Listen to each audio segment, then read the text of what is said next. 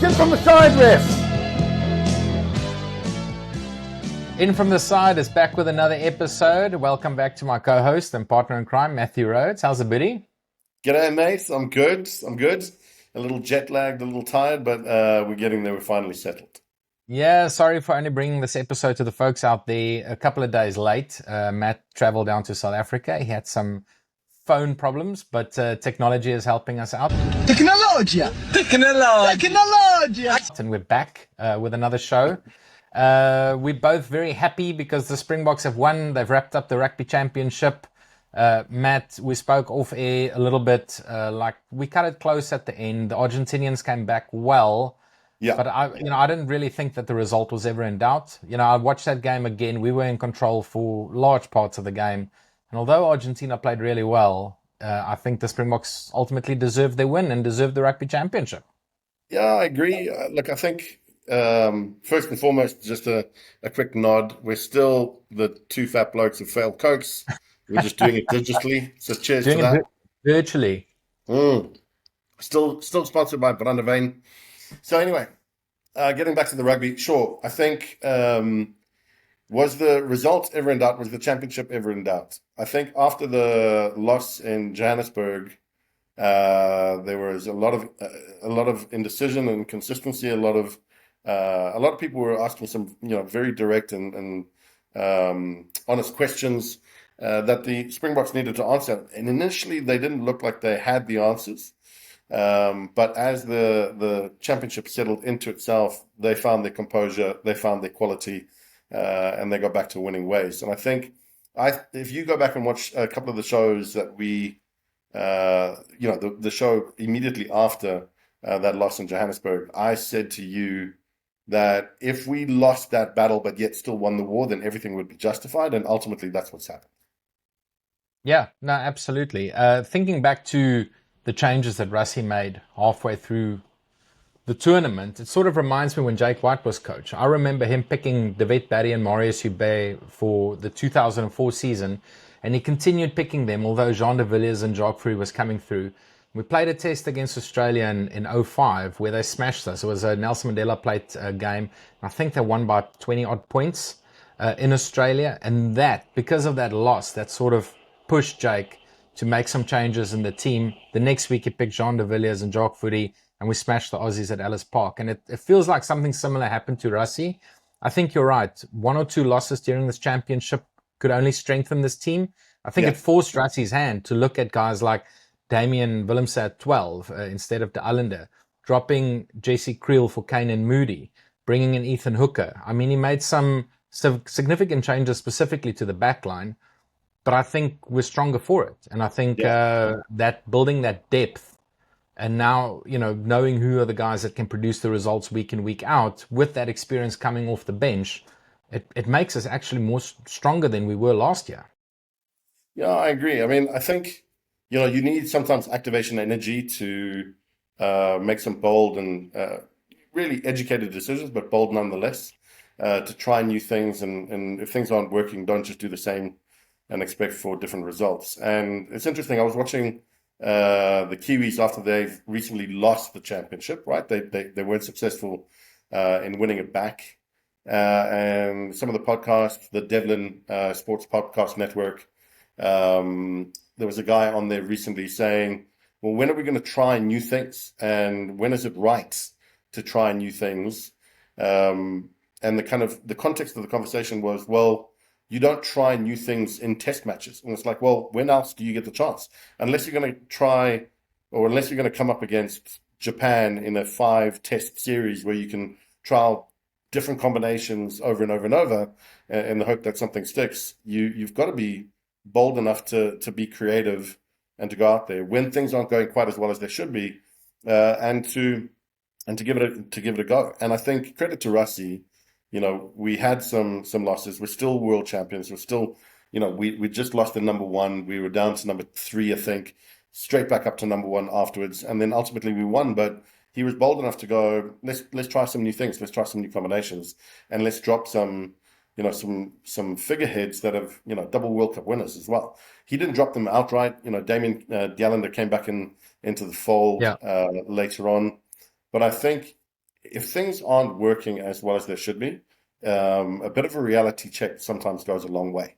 And rather do it right at the beginning of a tournament, especially if those are when you're getting your issues, rather than the end, right? Because at the end, if you trial new things and you don't get the results and you end up losing, you walk away and you're left wanting more. Whereas, we had our losses early. We did some wholesale changes. Those combinations came back and proved some good dividends. And then, ultimately, outright, we ended up winning the championship. Now, we were a little cavalier in the way that we won on Saturday. Argentina are a good side. They, strong pack, good running backs, kicked well, and defensively had good structure. So I think that they were worth their 27 points. But I also think that we gave them a few points on the day. None more sort of more so than Cheslin's, pass into nowhere. Straight into their hands and dotting down under the sticks. So the second brain fart in a row that Chesley's had, but he is the architect of many of our tries, and he's Mr. Fantastic. So you can't be, unless you're God, you can't be perfect all the time. Yeah, no, absolutely. Look, it was a speculative pass at best, and it wasn't on. So a mistake, but it didn't cost us the game. You're right. I think Argentina is good value, and they're a different team under Contepomi. Like, they're a very, very smart team. If you look at the positional changes that they made, they struggled against us in Durban under the high ball. And what did he do? He picked Malia, who's a fullback, on the wing. He moved Carreras, who's very good under the high ball, to fullback.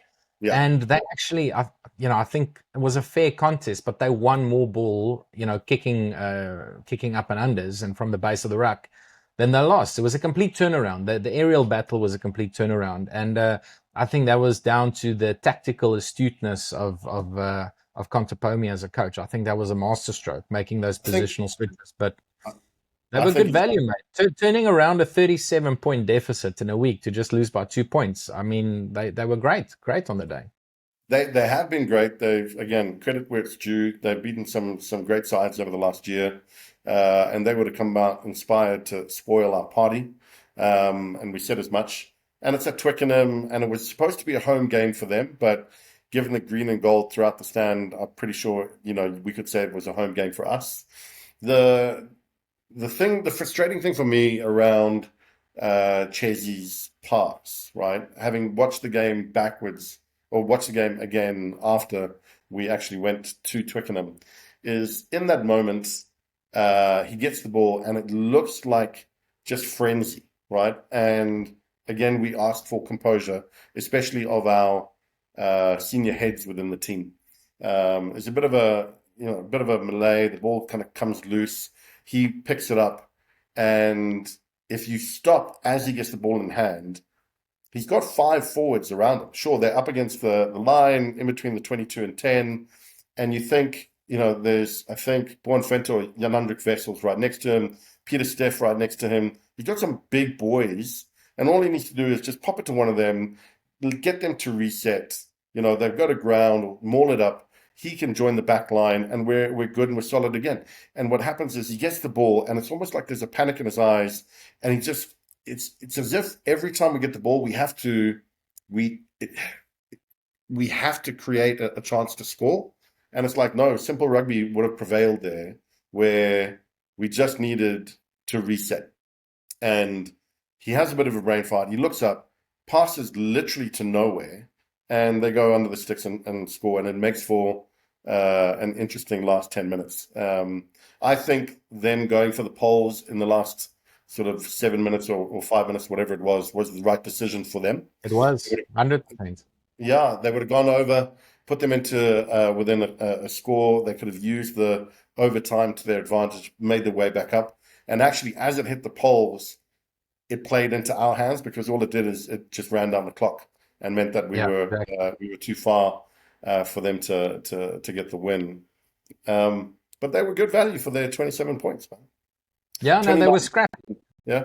They were scrappy. 29-27, they were in the game. I mean, we did well in the second half to pull away. It was 29-13 at one stage.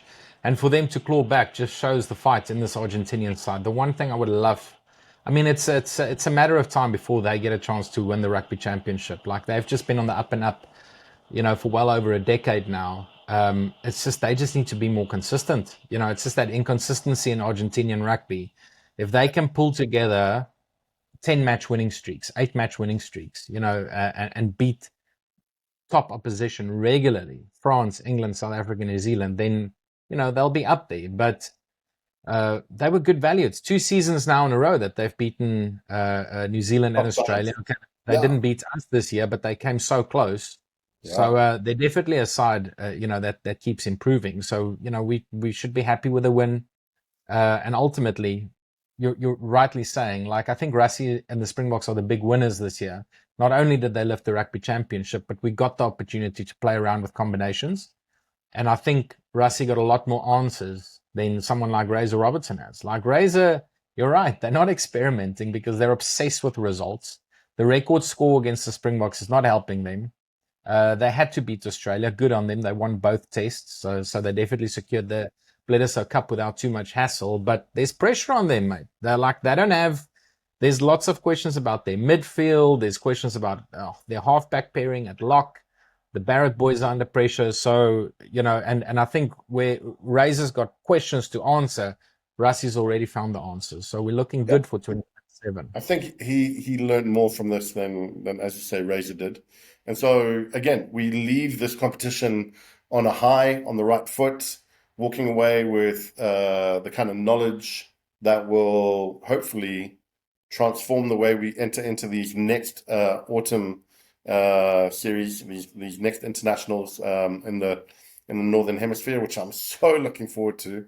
It's going to be around amazing. The corner already, yeah. It's so around the corner, but like again, fair play to Rassie and the boys. They and his coaching staff. They took some hits. There were some hard questions that they had to answer for. There was a bit of mud pie in their face in the beginning. They stood up, they put their hand up, and they said, it's on us. And ultimately, they were the architect of a series victory, a back-to-back series victory for the first time ever for the Springboks. So, tip of the cap to Rassie from us boys of the Real Rugby channel, or show rather. And they'll be walking in with forward momentum into these next games. Yeah, absolutely. So just looking back quickly, Matt, I'm going to put you on the spot. Like, who were some of the standout performers in the Springbok team, taking into account the entire 6-week or 6-match series? Who were some of the best performances you saw? Who are the guys that shone, and who are the guys that flopped and maybe didn't answer a lot of questions? It's hard to say because I think there was good performances across the board and bad performances across the board simultaneously in games. You don't really want to cherry pick, performance. I think having watched Twickenham again, the most recent game, Peter Steph du Toit just is his engine on him just astounds me every single time. There was one I had to stop it. My wife must hate me when I do this, but I had to stop it and show her a set of there were 4 plays back to back, and he was the first receiver in each one of them. So his first receiver got tackled, and I think it went through 8 phases, and of the 8, he was the first receiver in 4, and he was like first receiver, went into hard contact, went to ground, recycled, gets back up. By the time it's back up there, he's first receiver again. So I think his engine. He's a machine, and so I was really chuffed with him. I want to give a shout out to Malcolm Marx as well. I think he took some flack right at the beginning. We had a lot of issues around, our lineouts, our set piece wasn't working. Ruan Nokia is a standout for me. He came in and he firmed it up. Oh, good. Really, really nicely. Like when he came in, it seemed like our lineouts got together. But again, you need someone who's going to throw the ball in properly in order for that to happen. And Malcolm sorted himself out. One of the things that we said is on our wish list for Malcolm is to see a bit more of the jackling that he was so good at doing before, which he had kind of not been shining of late. And then yet at Twickenham, your man was in there. He won Key moments, he won the ball for us. Yeah. He won the ball back for us. And you and I in the stands made a joke. Maybe he's watching the show. Maybe he listened to our request. But it was nice to see that back in. So fair play to your man. He took some heat and he came back. Sasha obviously was outstanding. 37 points, the most of any Springbok of all time. And that's in 15 tests. It bodes well for what lies ahead, and we're excited to see that go. Absolutely. I think Damien coming back into the fold, that was amazing as well. He looked like, initially when he came back in, he looked like he was a step off. And then he just grew into himself and into the games and really shone. So that was lekker. Jasper Wiese coming back off his suspension, same thing. He was a man possessed. Like it was, and I don't think he gets enough credit, but I think Sia was amazing as well. So He's champion, man. He's that champion. back three, which we said was the best, Sia, Khaleesi, Peter Steftoy, Jasper Wiese, they were an engine room. And to back them up as well, Kwacha and Marco van Staden, I think they were great. I mean, the game against the Aussies, in which we lost in Johannesburg, before he went off for his HIA, Marco was a man possessed. So well. I think it's hard to pick out one individual. But again, one thing I want to give credit to is Mani. Like, again, he's taken a lot of heat from a lot of people for a long time, and we'll put our hands up to say we were some of those people asking questions of him. And then he rode that wave, and he's come through and he's shining now. And he just seems to have found form and composure, which is what we were all asking for. And he's been impressive. So I think the boys, had some tough times, and they've come and answered some really tough questions, and rightly have walked away with the victory and the cup. So fair play. Yeah, absolutely. I think two more guys that come to mind is Thomas Atoy, who we've been, asking for to sort of step up and make that 3 position his own. I think you can get more minutes out of him than you can get out of Wilco. He's a little bit more mobile, and he really stepped up at the set piece. His, scrums were really good. Gave away 1 or 2 penalties, but I think as he plays more, he's going to grow into that position a lot more. So I'm happy that he's starting. And then Kobus Reinach, I mean, he's 35 already, and he plays like a 21-year-old, mate. He's so good around the fringes. And I at times thought on Saturday he was the difference between winning and losing. Like the pressure he put on the Argentinian halfbacks and the way he sniped around the scrum for both his tries, just fantastic. So, pros and cons, positives and negatives out of this series. But I think, we can all be very, very happy with the performance of the Springboks. 100%. And talking about that, obviously Kobus, man of the match performance at Twickenham. He played well for, a fair, throughout the tournament. I thought Grant Williams was amazing as well. Not only when he played at 9, but when he was stuck in the wing, he did a great job. Genuinely, across the board, both our our run-ons, the starting 15, and our bomb squad, or the support that came on through the reserves, I think everyone was great. There were performances through the championship where you're like, you boys dropped the ball there. And yet when they were given the chance to redeem themselves, I think they did. So, no, they did. A very good... Shame for the class in this team, right? To come back. A very good team performance to be able to take some knocks, but then to come back and stand back up again. Okay, Matt, so that's the Rugby Championship done and dusted. Who's your South African player of the tournament? Looking at all 6 games we played, who was the best player, the most influential player for the Springboks? Man, you're putting me on the spot again. I think, there's an argument to be made that it could be Chesney. He scored some great tries. He gave away a couple too. Sasha was sensational, but again, I don't think he had as much game time throughout the entire tournament. Looking at it, I think, honestly, I'll come back to what I said and be consistent with the point I made before. I'm going to go with Peter Steftoy, because not only is he industrious and gets stuck in the dark arts and is dominant at breakdowns and mauling. He's so good in the line out. He's obviously really sensational in the scrum. But he's also then found on the wing for those searching kicks, catches him in the air, pops it off to Kwacha to go down and score a very important try at the time. I think he's the complete player for me.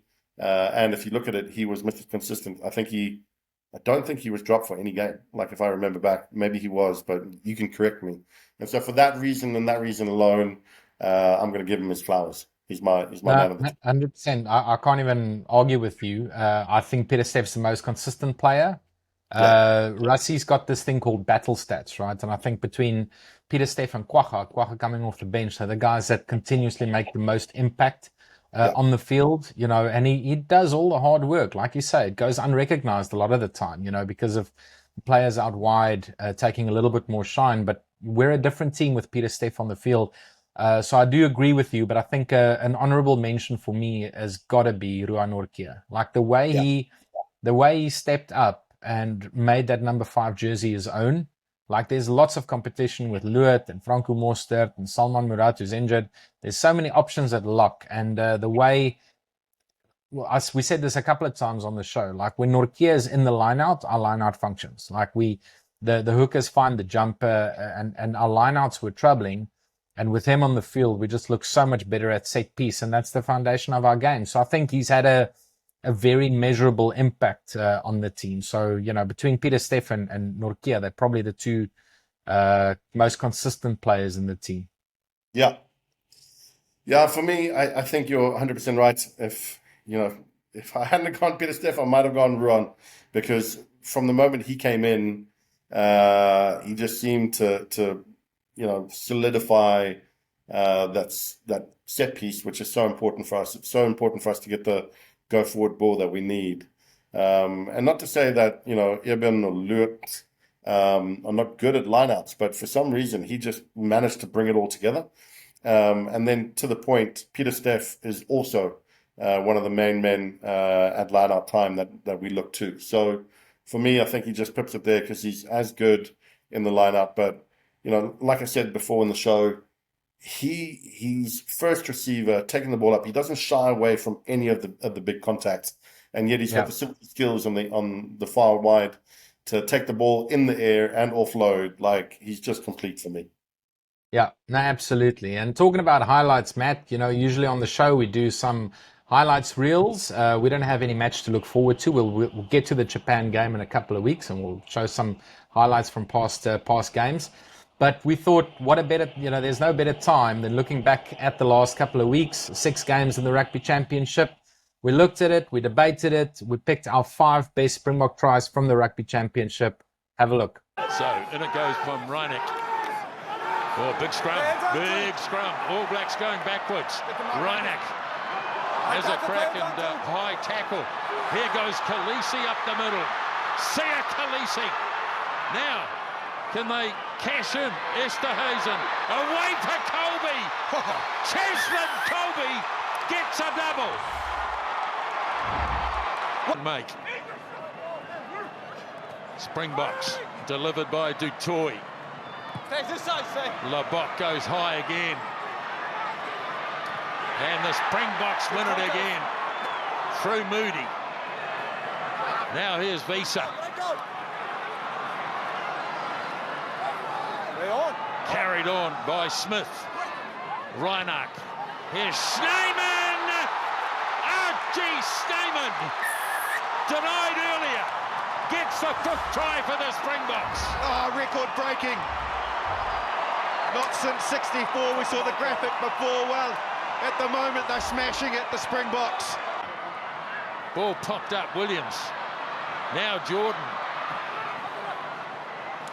Sends it wide into the midfield. Little kick through by Adi Savia. The bounce didn't go his way. He knocked it on anyway.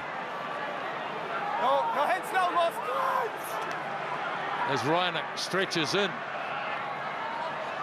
Here's Willemser again. Got the pass away. Esterhuizen! Oh boy. That is sensational rugby from the Springboks. Oh boy, all right, you called it, Nisbo. Boy, oh boy. That is so impressive, it really is. Bleeding, bloody.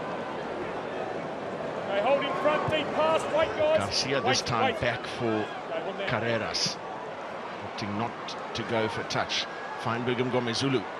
From inside his own half, can he get a 50-22 here? Well, he's chasing his own kick. So too Kanan Moody! And Feinberg Mngomezulu outpacing Argentina's defence. Gee, Angus Gardner's been vocal.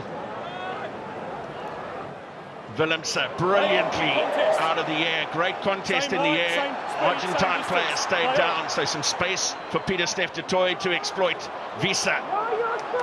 Kremer upright in contact. Always risky. Now Feinberg and Ngomazulu with the cross kick for Colby!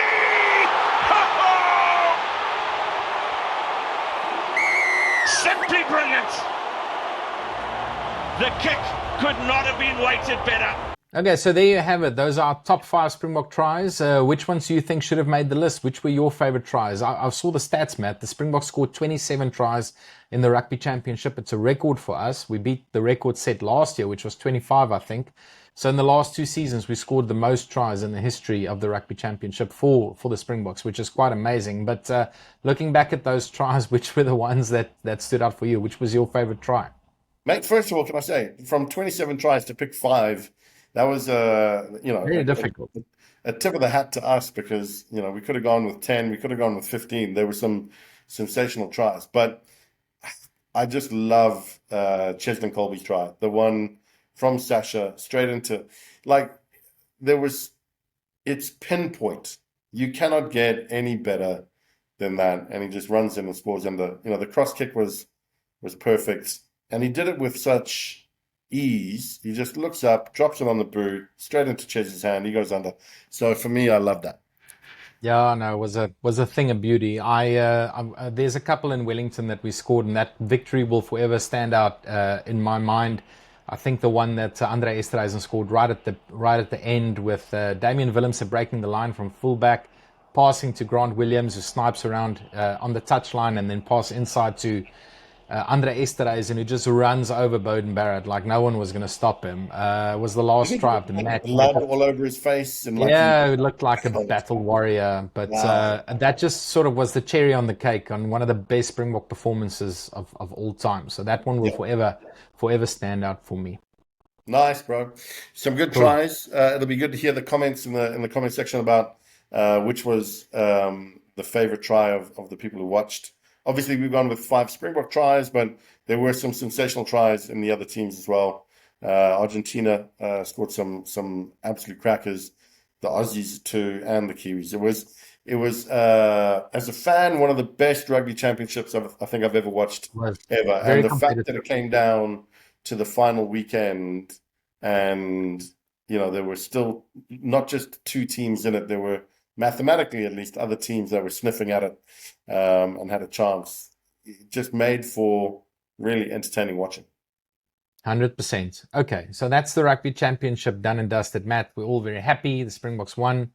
Let's talk about what's next, because not just in terms of a 5-week end-of-year tour, but also 2026 leading into 2027. I looked at the fixture list, and I'm wondering how much time does Rassie have left to really experiment? I get why, looking back, I experimented a lot in 24 and 25 in the last 2 seasons, because at the end of this year in December, they do the World Cup draw. So I know Rassie wants to finish the end of the year number 1, at worst number 2, which means we have to go and beat France. We have to go and beat Ireland, right? Very, very difficult ask. We should beat Japan at Wembley on the 1st of November. We should beat Italy. We should beat Wales, right? I think, without sounding too arrogant, I'm not worried about those 3 tests. It's Ireland and France where we really have to step up.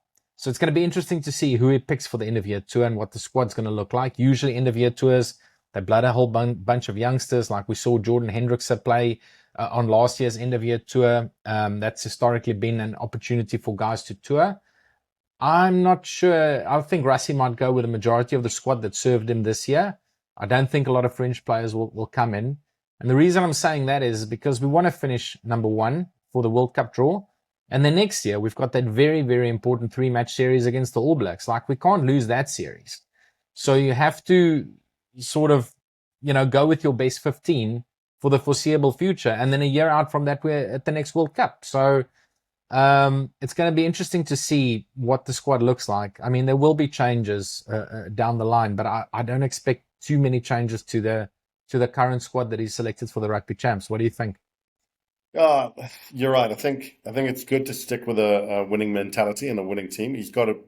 Everyone knows that we've got great depth, right?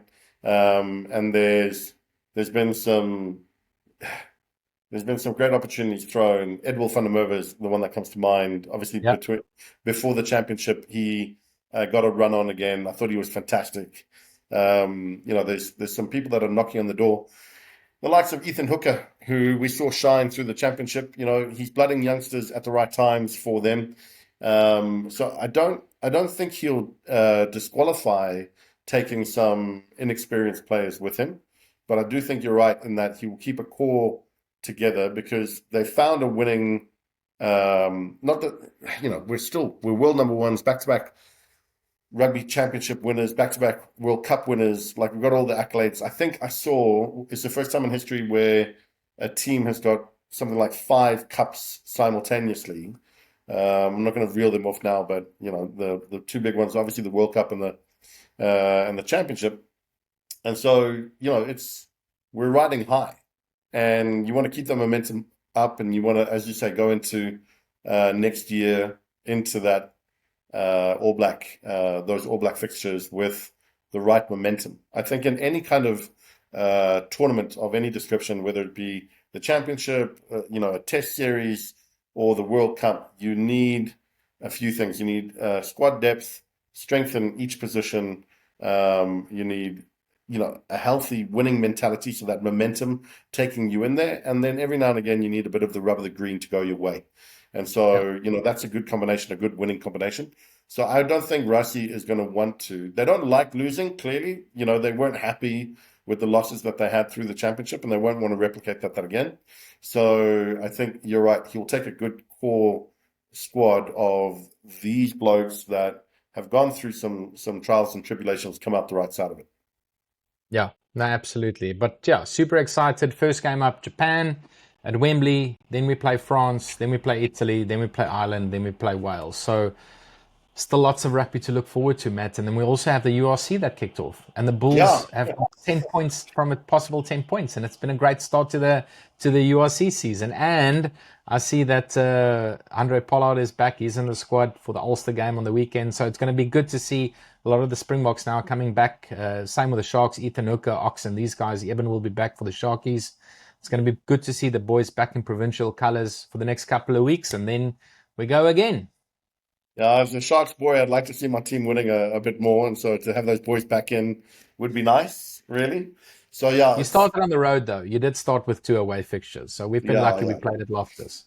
But either way, it's just great to be a rugby supporter at the moment. For the guys that watch the show all around the world, just want to say thanks as well to everyone who made a comment on our last show. The last show was our 1-year anniversary, and there were people commenting that they watch in Chile and Australia, New Zealand, obviously South Africa. I think there were 1 or 2 others and dotted around Europe as well.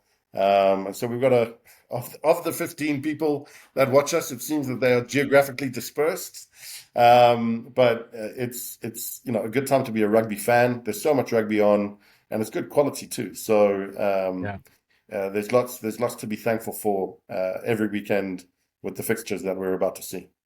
No, it is good. It is a lot of fun, Matt. That's another episode. Rugby Championship done and dusted. We're going to do this every week. Next week, we're going to have to talk about the URC, so you better watch the Sharks and the Bulls play this weekend, because that's what we need to cover until the internationals start again. As Matt said, thank you so much to everybody who supported us over the last 12 months. It's been amazing. We only, kid when we say we've got 15 loyal subscribers. There's a couple more, and we've got a lot of people, loyal commenters on the channel. We really do appreciate the support. We've got some good ideas for this channel for 2026. We're going to wrap up this year and the 2025 international season, and then we're going to hit the road again next year. And we've got some good ideas for the channel. Very literally, we're hitting the road with some new ideas, and we're going to be coming to South Africa to broadcast from the games itself. Verna and I just could not miss the delicious opportunity to see the first All Black Test series in South Africa for many, many years. So we'll be on the ground for that, but we're hoping to be introducing a few more segments that are going to keep you guys happy along the way. More tries, more bloopers, more opportunities to have a lach and to enjoy a fail Coke along the way. So cheers. Yeah, and everybody at home, please have a brandy with us. If you don't know what brandy is, you really should introduce yourself to it. Find a vein for the pain. Well, not for the pain anymore, mate, because we're box For the supporters. celebration. It's for the celebration. It's a celebration brandy. No. But yeah, just a big thank you again to everybody out there in YouTube land. Remember to give us a like and a subscribe. Click the notification button at the bottom of the screen. Also follow us on Facebook, YouTube, Instagram, and TikTok. We're on all the social medias. We'll chat again next week. Cheers. Yes.